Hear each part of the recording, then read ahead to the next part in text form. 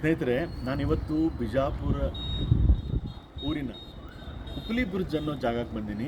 ಈ ಉಪ್ಲಿ ಬುರ್ಜ್ ಅಂದ್ರೆ ಮೊದಲಿನ ಕಾಲದೊಳಗೆ ಮೊಘಲರ ಸಮಯದೊಳಗೆ ಇದು ಒಂದು ಜಾಗ ಹೆಂಗಿರ್ತಿತ್ತಂದ್ರೆ ಇಲ್ಲಿ ಯುದ್ಧಕ್ಕೆ ಉಪಯೋಗಿಸುವಂಥ ಇದೊಂದು ಜಾಗ ಆಗಿತ್ತು. ಇಲ್ಲೇ ನೋಡಿದ್ರೆ ನನಗೆ ಎರಡು ಸಿಗ್ತಾವೆ. ಇಲ್ಲಿ ತೋಪು ನೋಡ್ಲಿಕ್ಕೆ ಸಿಗ್ತಾವೆ. ಇವು ಮೊದಲೇಕ ಸರಿಯಾಗಿ ಎಲ್ಲಿ ಮಾನಿಟರ್ ಮಾಡಿ ಇಟ್ಟಿರ್ತಿದ್ರು ಅಂದರೆ ಮೇಲೆ ಕರೆಕ್ಟಾಗಿ ವೈರಿ ಆ ಸೈಡ್ ಬರ್ತಾನೆ ಆ ಸೈಡ್ ತಿರುಗಿಸಿ ಇದನ್ನು ಅಲ್ಲಿ ತೋಪನ್ನು ಹಾರಿಸ್ತಿದ್ರು.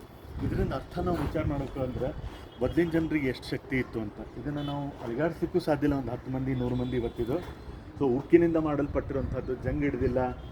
ಆಮೇಲೆ ಇದನ್ನು ಮೇಂಟೆನೆನ್ಸ್ ಆರ್ಕಿಯಾಲಜಿ ಡಿಪಾರ್ಟ್ಮೆಂಟ್ ಅವ್ರು ಮೇಂಟೈನ್ ಮಾಡಿರ್ಬೋದು.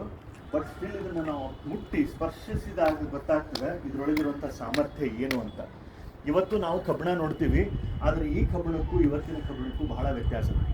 ಸೊ ಅಂದ್ರೆ ನಮ್ಮ ಏನು ಮಾನ್ಯುಮೆಂಟ್ಸ್ ಅವ, ಐತಿಹಾಸಿಕ ಸ್ಥಳಗಳವ, ಐತಿಹಾಸಿಕ ಸ್ಥಳಗಳಲ್ಲಿ ನಾವು ಹೋಗಿ ನೋಡಿದಾಗ ಅಲ್ಲಿ ಪ್ರತಿಯೊಂದು ಜಾಗಗಳಿಗೂ ಒಂದಿಲ್ಲ ಒಂದು ವಿಷಯವನ್ನು ತಿಳ್ಕೊಳ್ಳಿಕ್ಕೆ ಕಲೀಲಿಕ್ಕೆ ಸಿಗ್ತದೆ.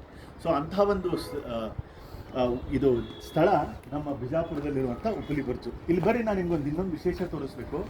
ಈ ಬಿಜಾಪುರಕ್ಕೆ ಬಂದು ಪ್ರತಿಯೊಂದು ದಿಕ್ಕೊಳಗೆ ನೀವು ನೋಡಿದಾಗ ನಿಮಗೆ ಇದು ಗುಮ್ಮಟಗಳ ನಗರಿ ಅಂತ ಹೇಳ್ತಾರೆ. ಸೊ ನೀವಲ್ಲಿ ನೋಡ್ರಿ, ಯಾವ ದಿಕ್ಕೊಳಗೆ ನೋಡ್ತೀರಿ ಅಲ್ಲೇ ಸುಮ್ಮನೆ ಸುತ್ತಾಕ್ತಾ ಬಂದಂಗೆ ಪ್ರತಿಯೊಂದು ಜಾಗದೊಳಗೂ ಗುಮ್ಮಟ ಕಾಣಿಸ್ತಾವೆ.